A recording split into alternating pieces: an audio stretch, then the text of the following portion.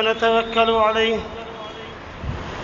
ونعوذ بالله من شرور أنفسنا ومن سيئات أعمالنا من يهده الله فلا مضل له ومن يضلله فلا هادي له ونشهد أن لا إله إلا الله ونشهد أن سيدنا وسندنا ونبينا ومولانا محمدا عبده ورسوله أما بعد فقد قال الله تبارك وتعالى في القرآن المجيد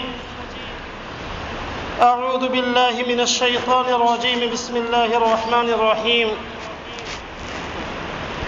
الله لا إله إلا هو الحي القيوم لا تأخذه سنة ولا نوم له ما في السماوات وما في الأرض من ذا الذي يشفع عنده إلا بإذنه يعلم ما بين أيديهم وما خلفهم ولا يحيطون بشيء من علمه إلا بما شاء وسع كرسيه السماوات والأرض ولا يؤوده حفظهما وهو العلي العظيم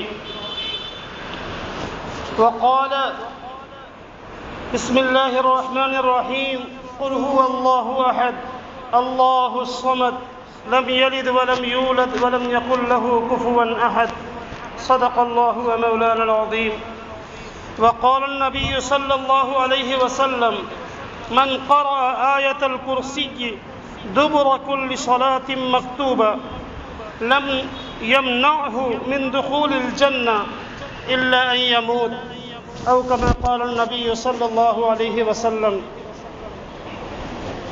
میرے محترم بزرگوں اور دوستوں، قرآن کریم میں بعض صورتوں کو اللہ رب العزت نے بعض دوسری صورتوں پر فضیلت عطا کی ہے۔ اسی طریقے سے قرآن کریم کی آیات بعض دوسری آیات سے افضل ہے، اور یہ افضلیت جو ہے یہ ثواب کے حساب سے، ورنہ تو پورا کا پورا قرآن یہ اللہ کا کلام ہے، لیکن کچھ خاص صورتوں اور آیتوں کے تعلق سے قرآن و حدیث میں فضیلت آئی ہے۔ ان میں سے ایک آیت الکرسی بھی ہے۔ قرآن کریم کی تمام آیتوں کی سردار کہا گیا ہے اس آیت کو، اور ابھی میں نے خطبے میں ایک حدیث پڑھی، اس میں اللہ کے رسول صلی اللہ علیہ وسلم نے فرمایا کہ جو کوئی آدمی ہر فرض نماز کے بعد جو بھی آیت الکرسی کی تلاوت کرتا ہے، موت کے علاوہ اس کے اور جنت میں جانے میں کوئی چیز رکاوٹ نہیں ہے۔ مرنے کے بعد وہ شخص سیدھا جنت میں جائے گا۔ اور اسی طریقے سے ایک مرتبہ حضرت ابی بن کعب رضی اللہ تعالیٰ عنہ سے اللہ کے رسول صلی اللہ علیہ وسلم نے سوال کیا، یا ابا المنذر، کہ اے ابو المنذر۔ ابو المنذر یہ کنیہ تھی حضرت ابی بن کعب کی، اور قرآن کریم کے نالج کے بڑے ایکسپرٹ تھے یہ صحابی۔ ان کا شمار جو ہے مقری اور قرہ میں ہوتا تھا۔ قرآن کریم کے قرہ حضرات جو صحابہ تھے ان میں ان کا شمار ہوتا تھا۔ تو ان سے سوال کیا کہ اے ابو المنذر، قرآن کریم میں سب سے عظیم آیت کون سی ہے؟ تو انہوں نے کہا، صحابہ کرام کی عادت ہوتی تھی کہ اللہ کے رسول صلی اللہ علیہ وسلم جب سوال کرتے تھے تو فوراً جواب نہیں دیتے، بلکہ اس کو اللہ کے رسول کی طرف لوٹا دیتے، کہتے اللہ و رسولہ عالم، کہ اللہ زیادہ بہتر جانتا ہے، اللہ کا رسول زیادہ بہتر جانتا ہے۔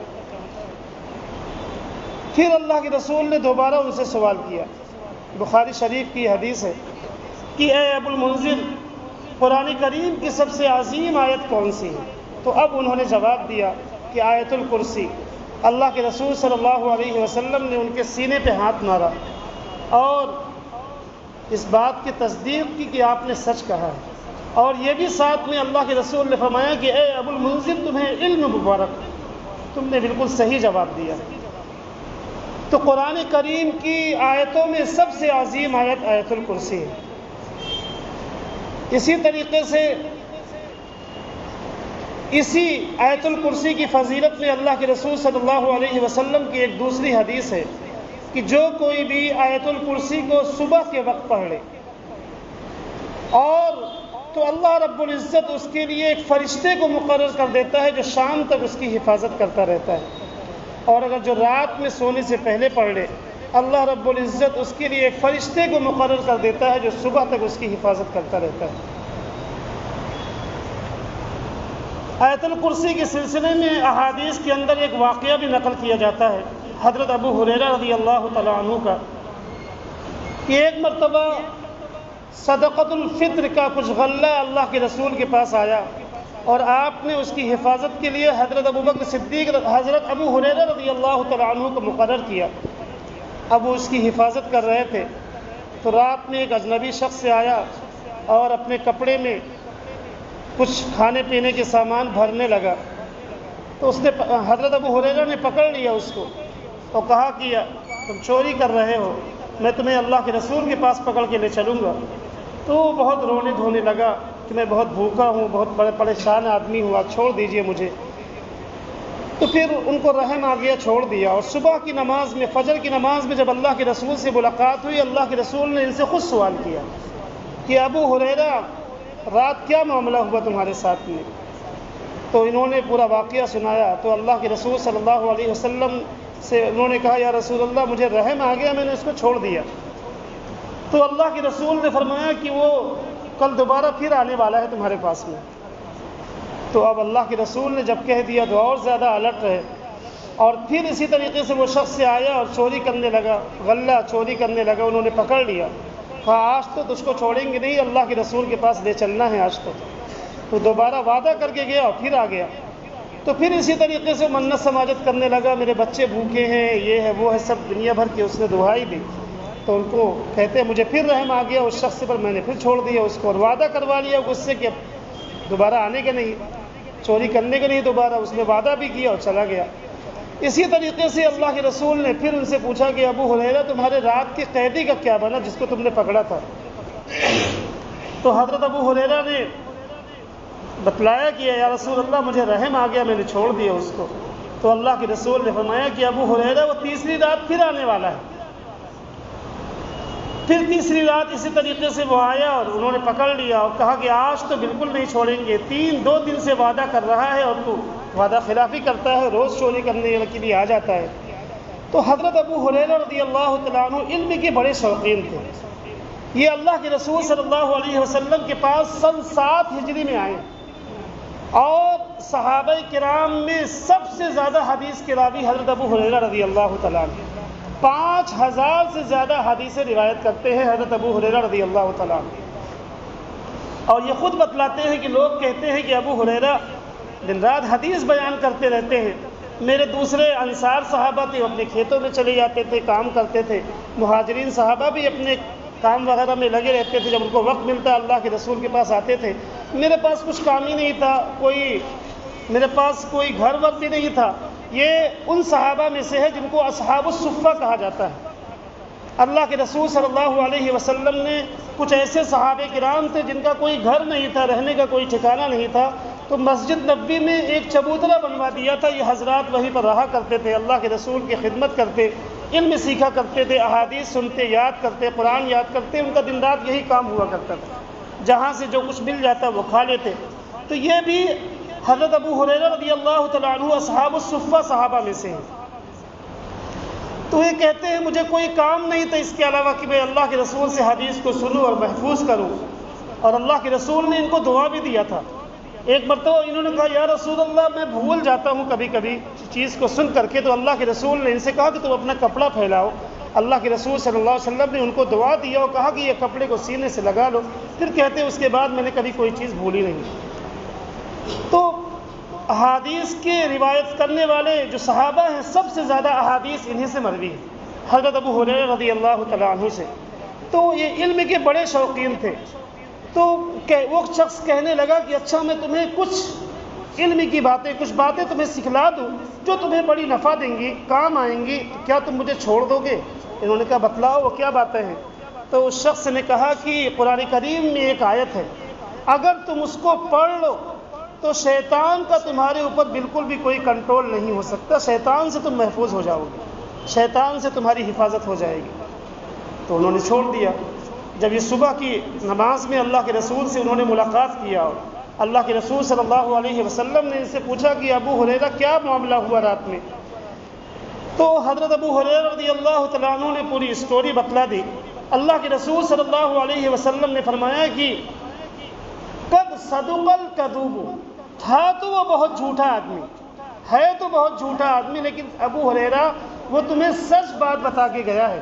ابو ہریرہ تمہیں معلوم ہے کہ وہ 3 دن سے کس سے معاملہ کر رہے تھے؟ انہوں نے کہا یا رسول اللہ مجھے تو کچھ پتہ نہیں، کون شخص تھا، اجنبی میں پہچانتا نہیں اس کو. تو اللہ کے رسول صلی اللہ علیہ وسلم نے فرمایا کہ اے ابو ہریرہ وہ شیطان تھا، اور تمہیں ہے تو بہت جھوٹا لیکن تمہیں سچ بات بتا کے گیا ہے. تو آیت الکرسی کی فضیلت پہ یہ تمام احادیث بیان کی جاتی ہیں، اور اس کی وجہ کیا ہے؟ مفسرین نے جو احادیث میں اس کو کہا گیا کہ گریٹسٹ آیا آف دا قرآن، قرآن کریم کی سب سے عظیم آیت، اتنی فضیلت کسی اور صورت، کسی اور احادیث میں، کسی اور آیت کی فضیلت قرآن و حدیث میں نہیں ہے جتنا آیت الکرسی کی ہے. اس کی وجہ محدثین نے بیان کی ہے کہ اس آیت میں اللہ تبارک و تعالیٰ کا بہترین انٹروڈکشن کیا گیا ہے، اللہ تبارک و تعالیٰ کی تعریف بیان کی گئی ہے ان آیتوں کے اندر. جیسا کہ قرآن کریم کی بعض آیتوں کا بعض صورتوں سے بڑا ربط ہے، جوڑ ہے.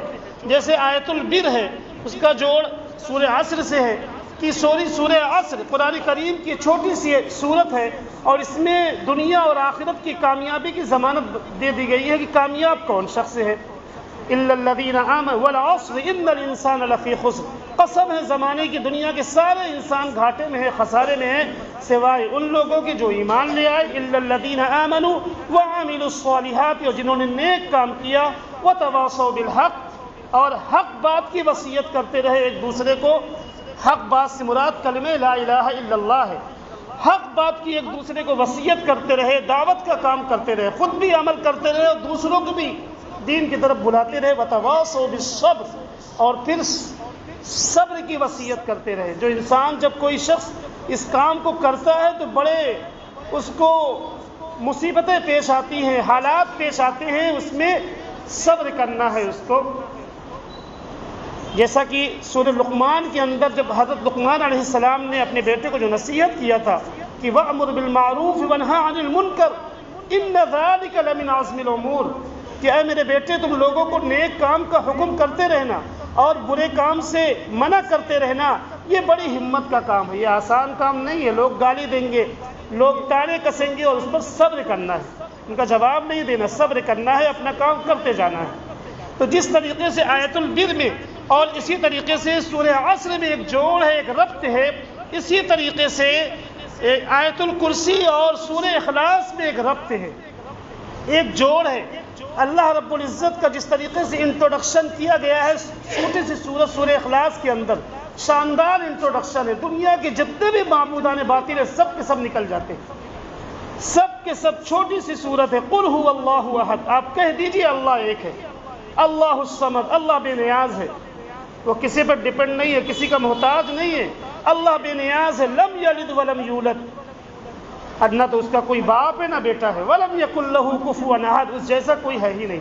آپ دیکھ لیجئے، دنیا پہ نظر ڈال کر کے دیکھ لیجئے، جن کو لوگ اپنے معبود مانتے ہیں وہ یا تو پیدا ہوئے ہیں کسی نہ کسی سے، تو قرآن میں اللہ کہہ رہا ہے کہ اللہ کا نہ کوئی باپ ہے نہ بیٹا ہے، یا تو ایک سے زائد ہوں گے. قرآن میں اللہ اپنی تعریف کرتے ہوئے کہہ رہا ہے کہ وہ ایک ہے، ایک سے زیادہ نہیں ہے. لو کان آلہۃ الا اللہ لفسدتا، اگر ایک سے زیادہ ہوتا تو دنیا میں بگاڑ ہو جاتا، فساد برپا ہو جاتا دنیا میں. ہم دیکھتے ہیں کہ دنیا کا سسٹم شاندار طریقے سے چل رہا ہے، سورج اپنے وقت پہ نکلتا ہے، اپنے وقت پہ ڈوبتا ہے، لاکھوں کروڑوں سالوں سے یہ سسٹم میں کوئی تبدیلی نہیں آئی اور شاندار طریقے سے چل رہا ہے. تو پتہ چلتا ہے کہ ہے ایک ہی، ایک سے زیادہ ہوتا تو پھر جھگڑے ہوتے، لڑائی ہوتی. لو کان آلہۃ الا اللہ لفسدتا. تو جس طریقے سے سورہ اخلاص کے اندر اللہ تبارک و تعالیٰ کا انٹروڈکشن کیا گیا ہے، آیت الکرسی کے بھی اندر اللہ تبارک و تعالیٰ کی تقریباً 10 صفات کا تذکرہ ہے. 10 صفات کا تذکرہ ہے. اللہ لا الہ الا هو الحی القیوم، کہ اللہ یہ اللہ کا ذاتی نام ہے. اللہ لا الہ الا هو الحی القیوم، اس کے سوا کوئی عبادت کے لائق نہیں، اس کے سوا کوئی معبود نہیں. الحی ہمیشہ سے ہے، ہمیشہ رہنے والا ہے، ہمیشہ سے ہے. اس کے لیے نہ تو کوئی بگننگ ہے، نہ اس کے لیے کوئی اینڈ ہے. وہ ہمیشہ سے ہے اور ہمیشہ سے رہنے والا ہے، ازل سے ہے، ابد تک رہنے والا ہے، ہمیشہ رہنے والا ہے. الحی القیوم، اور القیوم وہ سب کو سنبھالنے والا ہے، ساری کائنات کو سنبھالنے والا ہے. سب اس پر ڈیپینڈ ہے، وہ کسی پر ڈیپینڈ نہیں ہے، وہ کسی پر ڈیپینڈ نہیں ہے. سب اس کے محتاج ہے، وہ کسی کا محتاج نہیں ہے. فری آف آل نیڈ، ہر طرح کی ضرورت سے پاک ہے. اللہ لا الہ الا هو الحی القیوم لا تأخذہ سنۃ ولا نوم، اس کو نہ اونگ آتی ہے نہ نیند آتی ہے. neither slumber nor sleep overtakes him، اس کو نہ اونگ آتی ہے نہ نیند آتی ہے. جو نیند سے پہلے کی جو کنڈیشن ہوتی ہے اس کو اونگ بولتے ہیں. تو اس میں بہت سارے دوسرے مذاہب کے جو عقیدے ہیں ان کا رد ہو رہا ہے اس سے. جیسا کہ کرسچن کہتے ہیں کہ اللہ تبارک و تعالیٰ نے، وہ بھی اللہ کے قائل ہے، اگرچہ ان کے یہاں وننس آف گاڈ باقی نہیں رہا، دنیا میں اسلام کے سوا کہیں بھی باقی نہیں رہا. وہ سب کے سب شرک میں، سارے دنیا میں جتنے بھی مذاہب ہیں آپ دیکھیں گے کہ وہ کہیں گے کہ اللہ ایک ہے، لیکن ان کے چیزوں کو دیکھ کر کے، ان کے اعمال کو دیکھ کر، ان کے عقیدوں کو دیکھ کر آپ کہہ سکتے ہیں کہ موحد نہیں ہے. دنیا میں اگر موحد کوئی مذہب کے ماننے والے ہیں تو صرف اسلام کے ماننے والے ہیں. مونوتھزم اگر کسی کے پاس ہے تو وہ صرف اسلام کے ماننے والوں کے پاس ہے، ورنہ سب کے سب پولیتھیسٹ اور مشرک اور اللہ کے ساتھ شرک کرنے والے آپ کو ملیں گے. تو وہ کہتے ہیں کہ اللہ تبارک و تعالیٰ نے زمین و آسمان کو 6 دنوں میں پیدا کیا. یہ بات تو صحیح ہے، قرآن بھی کہتا ہے کہ اللہ رب العزت نے زمین و آسمان کو 6 دنوں میں پیدا کیا. وہ 6 دن کون سے ہیں؟ آخرت کے ہیں، دنیا کے ہیں؟ کوئی مینشن نہیں ہے. 6 دنوں میں پیدا کیا، لیکن ان کا عقیدہ آگے کیا ہے کہ 7ویں دن اس نے آرام کیا. جبکہ اللہ کہتا ہے لا تأخذہ سنۃ ولا نوم، اس کو کسی نیند کی، کوئی اونگ کی کوئی ضرورت نہیں ہے، آرام کی کوئی ضرورت نہیں ہے. ان کے اس عقیدوں کی یہ چیز باطل کر رہی ہے. اسی طریقے سے ہمارے برادران وطن، ان کی یہ عقیدہ ہے کہ لارڈ برہما جب تک جاگتا رہتا ہے دنیا اسموتھلی چلتی رہتی ہے، اور جب وہ سو جاتا ہے تو ڈسٹرکشن آ جاتا ہے، تباہی بربادی آ جاتی ہے، اور جب پھر جاگ جاتا ہے پھر چلنے لگتی ہے. یہ ان کا عقیدہ ہے. تو اس عقیدوں کو بھی یہ آیت باطل کر رہی ہے. لا تأخذہ سنۃ ولا نوم، اللہ کو نہ اونگ آتی ہے نہ نیند آتی ہے. انشاءاللہ اس کے تعلق سے کچھ تفاسیر بعد میں اگلے جمعے میں آئیں گی. اللہ تبارک و تعالی ہمیں توحید پر قائم رہنے اور اسی پر موت عطا فرمائے. آمین. وآخر دعوانا ان الحمد للہ رب العالمین.